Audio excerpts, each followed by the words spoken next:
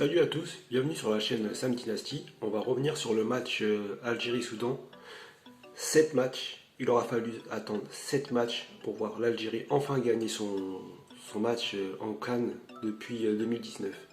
Ça fait plaisir, c'est rassurant, mais il y a quelques points négatifs aussi à souligner. Alors dans ce match, on a bien vu que c'était compliqué avec l'ouverture du score de Mahrez qui nous a facilité les choses. On a vu que l'équipe s'est bien comportée, qu'il y a eu du mieux. Il y a certains points noirs à souligner. Dans le 11, on voit déjà des joueurs qui n'ont rien à faire dedans, il faut dire les choses. Un joueur comme Shaibi, on a vu qu'il était transparent. Je ne sais pas qu'est-ce qu'il a apporté de plus à l'équipe. Et je ne comprends pas les choix de Petkovic pour ce joueur. Parce que je pense qu'à ce poste-là, il y a des joueurs qui auraient pu faire l'affaire, qui auraient pu apporter en plus. On va pas se cacher. Maintenant, on a vu la différence entre lui et Maza. Dites-moi quelles sont ses qualités, qu'est-ce qu'il a apporté dans ce match et qu'est-ce qu'il a fait de bien à l'équipe. Je serai incapable de dire qu'est-ce qu'il a fait de bien, sincèrement. Aït Nouri, je trouve que c'était un peu trop tôt de le faire rentrer dans ce match. On voit bien qu'il manque de temps de jeu, c'est très difficile pour lui, c'est compliqué défensivement. Dans certaines séquences, il était un peu en retard. Et on voit que l'entrée d'Adjam nous a fait du bien sur certains points, sur les replis défensifs. On voit que Maza, quand il est rentré, il nous a fait énormément de bien. On voit que c'est un joueur de qualité, que c'est un joueur qui mérite d'être titulaire, qu'on mérite de voir plus avec l'équipe nationale. Après, Mahrez, là, dans ce match-là, il a bien montré que c'était un joueur très... on va dire que ses 2 buts sauf son match. Mais après, dans le match lui-même, je ne vois pas qu'est-ce qu'il a apporté de plus. Parce que ces 2 buts, certes, nous a fait du bien. Mais dans le jeu, il manque encore quelque chose. Il manque de la fougue, il manque du caractère. Mais il nous a mis les 2 buts. On ne peut pas non plus dire que ça a été un flop. On va pas être malhonnête. Mais bon, au moins, il a montré que c'était un grand joueur et que dans les grands rendez-vous, il était là. Maintenant, ça reste le Soudan. Mais il faut quand même mettre ces buts-là parce que rappelez-vous, dans les 2 dernières CAN, Mahrez n'avait pas marqué. Et on voit bien que là, ce joueur-là a été vraiment décisif. Dans les entrants, je trouve que des joueurs comme Boulbina, il a fait une entrée très intéressante. Mais moi, je ne comprends pas la logique, encore une fois, de Petkovic. Après, je ne dis pas que c'est un mauvais entraîneur. Il y a une logique de groupe à respecter. Des joueurs comme Kebal, qui ont été largement là avant lui, n'a pas eu cette chance de rentrer.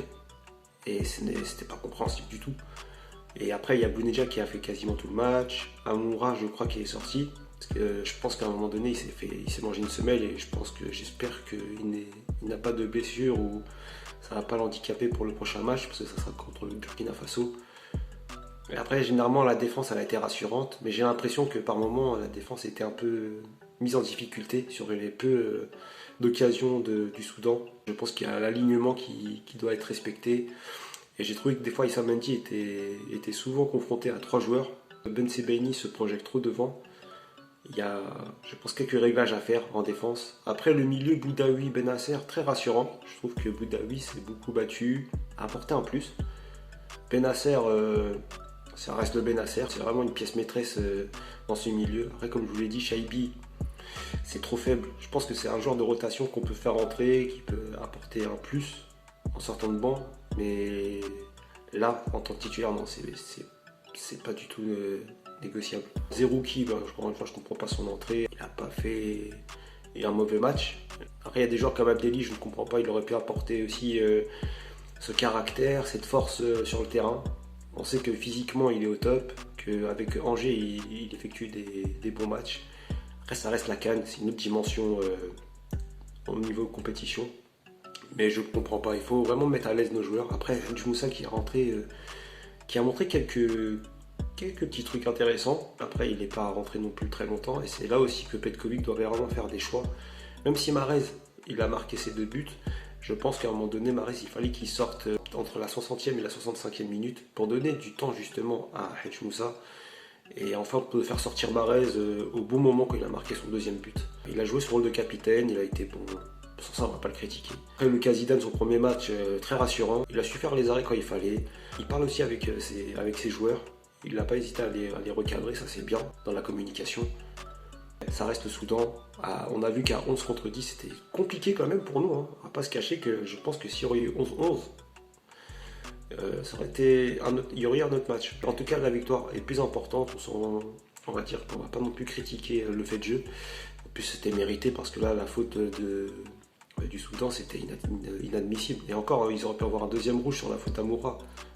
Et ça fait plaisir en tout cas de voir l'équipe nationale gagner. Ça peut nous faire du bien maintenant. Prochain adversaire, il reste le Burkina Faso.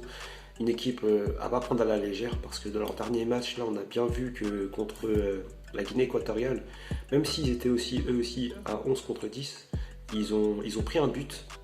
Et dans les dernières minutes, ils ont montré du caractère. Ils ont su revenir au score. Et après, Tapsoba a dû mettre le deuxième but pour assurer sa sélection. Et donc du coup, là, on est à égalité au niveau du classement avec le Burkina Faso. Donc match décisif. Et c'est une équipe qui ne réussit pas du tout, faut pas se mentir. Et ils ont des joueurs de qualité. Après, j'ai vu que Bertrand Traoré s'est mangé une grosse semelle, une grosse faute sur sa cheville. Et on a bien vu sa cheville tourner. Ça peut être peut-être un plus pour nous, le fait de savoir s'il sera apte ou non à jouer contre l'équipe nationale algérienne. Ça reste un joueur de qualité, ça reste un joueur très dangereux. Ils ont beaucoup de joueurs aussi à ne pas sous-estimer. Ils ont un bon défenseur, Tapsoba, le gardien Kofi qui est dans le coup aussi. Hein. Ils ont une belle sélection, une belle équipe. Maintenant, ça reste le match le plus important pour nous. Maintenant, c'est le match de la confirmation.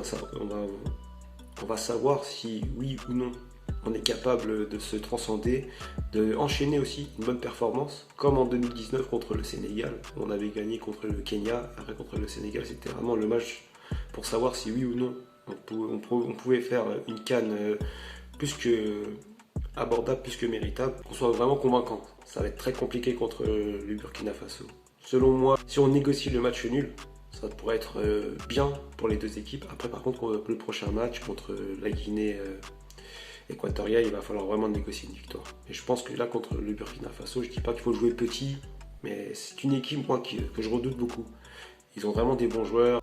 Ça va être compliqué, tout simplement. Ça va être compliqué contre le Burkina Faso. Merci à l'équipe nationale pour cette victoire, ça fait vraiment plaisir. Il faut vraiment bien négocier cette CAN. Il y a du positif, mais du négatif. Pour moi, le négatif, ça reste la défense. C'est très compliqué. On est en retard sur certaines séquences, que sur le côté gauche, ça peine beaucoup aussi. On se mange énormément d'actions sur ce côté gauche.